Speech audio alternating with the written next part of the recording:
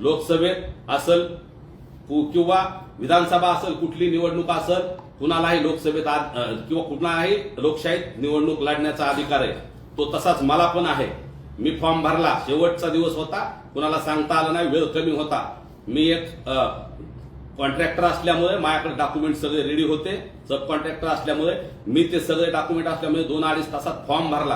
आणि त्याच्याही अगोदर आम्हाला अशी माहिती मिळाली होती की तत्कालीन राष्ट्रवादी शरद पवार गटाच्या उमेदवाराला तुम्ही मॅनेज करून उमेदवारी आणणार आहे. म्हणून मराठा समाजाच्या भावना तीव्र होत्या. म्हणून आम्ही काही लोकांनी ठरवून आम्ही आमचा उमेदवारी अर्ज भरला. आणि त्यानंतर आम्ही मनोजदादाला संपर्क केला. मनोजदादांनी रात्री आम्हाला सांगितलं माघार घ्यायची.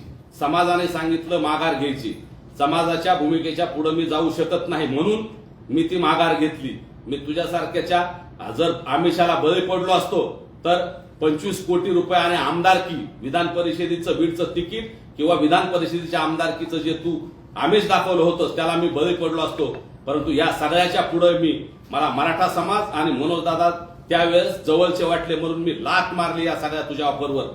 जर मी तुझा खरा मित्र असतो तर मी तुझी ती ऑफर स्वीकारली असती. जर मी स्वार्थी असतो तर तुझ्या त्या सगळ्या गोष्टीला मी पाठिंबा दिला असता. परंतु त्यावेळेस तर संतोष अण्णाचं प्रकरण घडलेलं नव्हतं. लोकशाही मला अधिकार आहे. मी फॉर्म भरला, त्याच्यानंतर तुझा फोन आला मला, त्याच्यानंतर मी मनोजदादाचा फोन आल्यानंतर मी फोन बंद केला. त्याच्यानंतर तू माझ्या भावाला फोन केला आणि त्याला काय निरोप दिला ते सुद्धा मी तुम्हाला ऐकवणार आहे इथं.